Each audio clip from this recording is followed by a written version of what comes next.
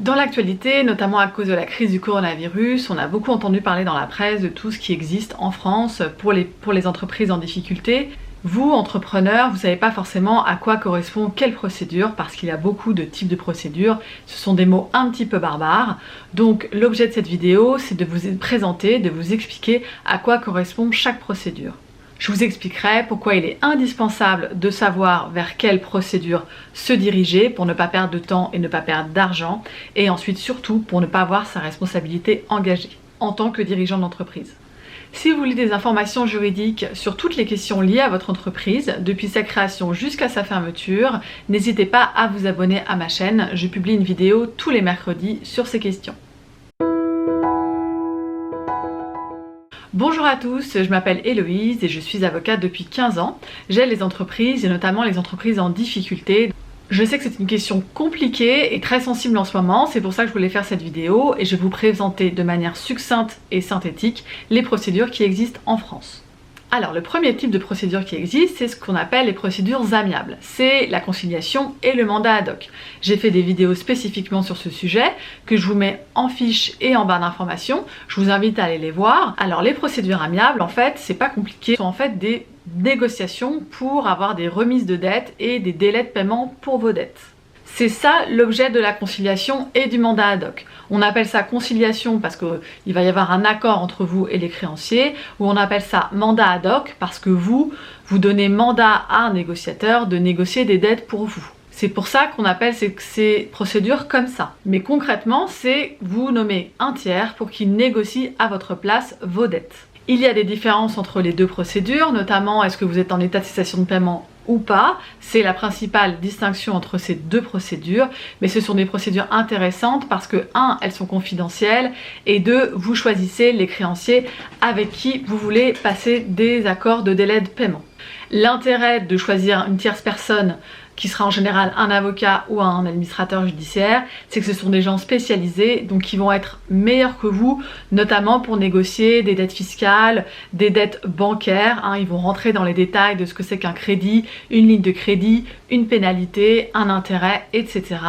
Et puis d'un point de vue psychologique, c'est très dur de négocier pour soi-même, c'est beaucoup plus facile quand c'est un tiers qui s'en occupe.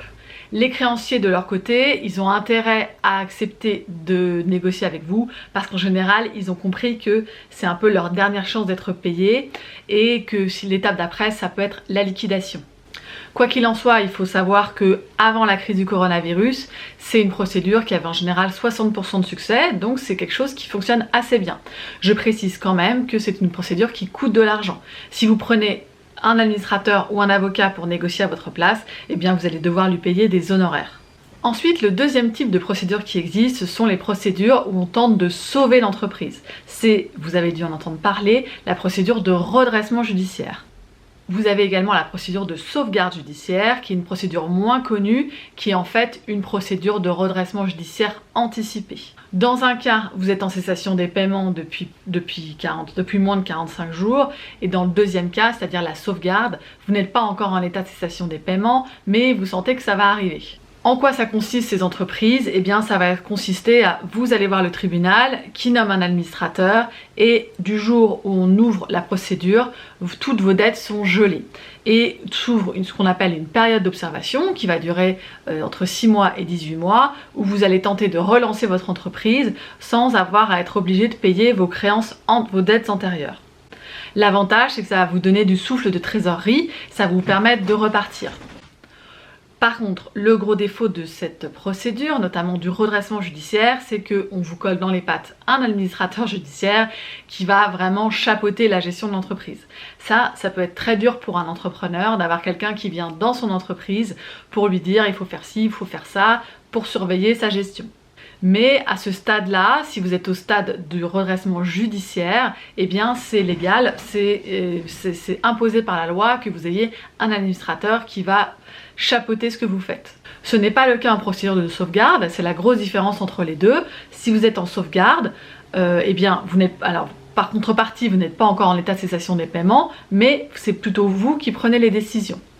Si vous voulez en savoir plus sur ces procédures, je vous invite à regarder les vidéos que j'ai faites sur le sujet qui sont mises en fiche et également en barre d'informations. À l'issue de cette phase de redressement ou cette phase de sauvegarde, on va soit vers un plan de continuation, vous continuez votre entreprise, soit vers un plan de cession, vous cédez tout ou partie de votre entreprise, soit malheureusement vers une liquidation judiciaire. N'hésitez pas à me dire si vous êtes dans cette phase dans votre entreprise, si vous vous posez des questions et si vous hésitez à partir en redressement judiciaire plutôt que directement en liquidation judiciaire. N'hésitez pas à me le mettre dans les commentaires, je serais ravie d'avoir votre retour sur cette question. Ensuite, le troisième et dernier type de procédure collective, c'est ce qu'on appelle la liquidation. Alors la liquidation, elle peut être de plusieurs types. Elle peut être soit une liquidation amiable. Alors là, c'est pas du tout il n'y a pas de problème si vous voulez. C'est vous décidez de fermer votre entreprise. Pour X raisons, soit parce que vous sentez que votre affaire va mal se passer, vous voyez des difficultés financières arriver, soit vous vous dites que c'est pas le bon modèle de société. Dans ces cas-là, vous décidez de liquider votre société. Je ferai bientôt une vidéo sur ce sujet, mais il n'y a pas d'aspect judiciaire, il n'y a pas d'aspect de contrôle. C'est vous qui allez être nommé liquidateur de votre entreprise et vous allez simplement organiser la cession des biens de votre entreprise. C'est essentiellement administratif, il n'y a pas de problématique judiciaire particulière. Ensuite, il y a la liquidation judiciaire qui touche malheureusement beaucoup d'entreprises en France, jusqu'à présent 60 000, ça risque d'être beaucoup plus avec la crise du coronavirus. Et là, concrètement, c'est vous partez en liquidation judiciaire, soit vous y allez directement parce que vous êtes à plus de 45 jours d'état de cessation des paiements, soit vous y partez après une tentative échouée de redressement judiciaire. En quoi va consister la liquidation judiciaire? Eh bien, on va nommer un liquidateur judiciaire et éventuellement un commissaire-priseur qui vont organiser la vente des biens pour payer vos créanciers, pour payer les dettes. Les créanciers, c'est qui? Eh bien, ce sont d'abord vos salariés si vous en avez. Ensuite, on va payer le mandataire, le liquidateur judiciaire, c'est-à-dire les frais de la liquidation. Et ensuite, ce sera le fisc, l'URSSAF. Et puis, en tour dernier, vos fournisseurs, vos autres créanciers qui très souvent ne sont pas payés. Enfin, il y a ce qu'on appelle la liquidation judiciaire simplifiée, qui va être une liquidation vraiment simplifiée, beaucoup plus courte dans le temps, qui va coûter moins d'argent. Elle n'est pas ouverte à tout le monde. En fait, elle est ouverte si vous avez un chiffre d'affaires inférieur à 750 000 €, si vous n'avez pas eu plus de 5 salariés dans les 6 derniers mois, et si vous n'avez pas de biens immobiliers. Si c'est votre cas de figure, à ce moment-là, vous pouvez prétendre à une liquidation judiciaire simplifiée qui va être plus courte, plus simple à gérer, moins de papier et moins cher. Comment savoir quelle procédure vous correspond? Alors pour ça, la notion la plus fondamentale à comprendre, c'est la notion d'état de cessation des paiements. Je ferai une vidéo sur ce sujet la semaine prochaine. C'est impératif de savoir si vous êtes en état de cessation des paiements ou pas et depuis combien de temps vous l'êtes, parce qu'en fonction de 1, si vous êtes en état de cessation des paiements et de 2, depuis combien de temps vous l'êtes, eh bien ça va vous diriger d'office ou non vers telle ou telle procédure.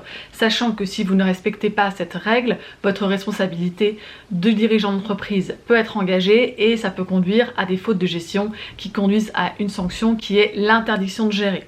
Or, quand ton entreprise va pas bien, l'important c'est de rebondir et de trouver un nouveau projet.